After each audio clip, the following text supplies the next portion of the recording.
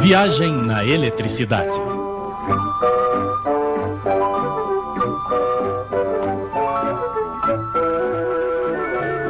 Entre quente e frio, o princípio de Carnot. Perdão, senhora, quanto consome de petróleo o seu ferro de passar, hein? Que ideia, não é? Um ferro de passar não funciona a petróleo, funciona a eletricidade. Eu sei, mas a sua eletricidade nas centrais térmicas, os térmicos a fabricam com petróleo. Eles também se servem de carvão,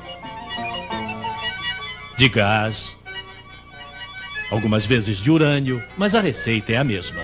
Primeiro se faz vapor colocando não sei quantas toneladas d'água dentro de uma espécie de marmita, uma caldeira é como se chama. E se esquenta.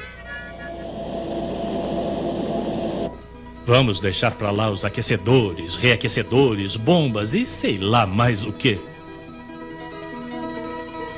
Então se esquenta. Se esquenta muito, muito seriamente. Pode chegar até 500 graus. Nessas condições, o vapor fica bastante comprimido. 150 vezes a pressão que existe fora.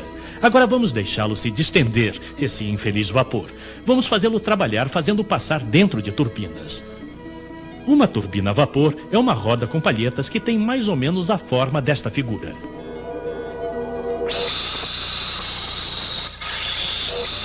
Então encontramos o nosso vapor na saída completamente distendido dentro de um segundo recipiente chamado condensador, onde naturalmente ele se condensa, como seu nome o indica. Ele volta ao estado líquido, se preferem.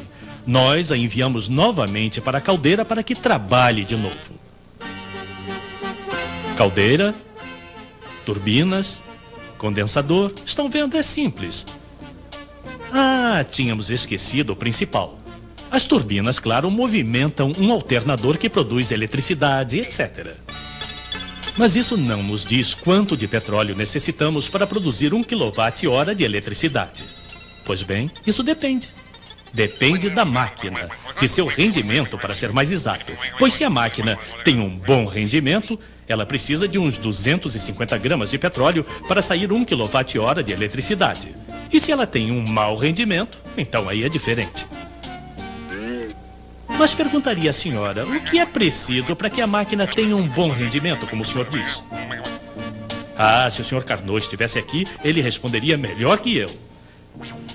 Nicolas Carnot era um rapaz bastante dotado que procurava justamente descobrir como melhorar o rendimento das máquinas de seu tempo. E bem que as coitadas precisavam. Primeiro, tapar os escapamentos, ele pensou. Isso não faria nenhum mal. Mas ele pensou também que o rendimento devia depender da diferença de temperatura. Que diferença? Pois bem, de um lado, a temperatura da fonte quente, isto é, a nossa caldeira. Do outro lado, a temperatura de nossa fonte fria, o nosso condensador. E quanto maior a diferença, melhor o rendimento. Então, esquentar mais de um lado é bom. Mas também é preciso esfriar do outro. E é lógico, porque esquentar a caldeira provoca pressão, estamos de acordo. Esfriar o condensador, ao contrário, provoca depressão, vazio. E quanto maior a diferença de pressão, mais o vapor se distende, mais ele trabalha e melhor é o rendimento. Então o nosso térmico em sua central, que quer tirar o máximo de quilowatt-hora de seu petróleo, segue os conselhos do Sr. Carnot. Do lado fonte quente não se pode subir mais. Do lado fonte fria, então aí resfria-se o condensador muito vigorosamente com uma corrente d'água que necessita de uma quantidade enorme de canos.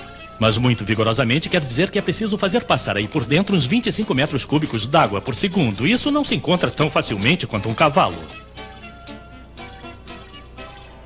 Então não se espantem se as centrais térmicas forem instaladas de preferência na beira do mar ou dos rios.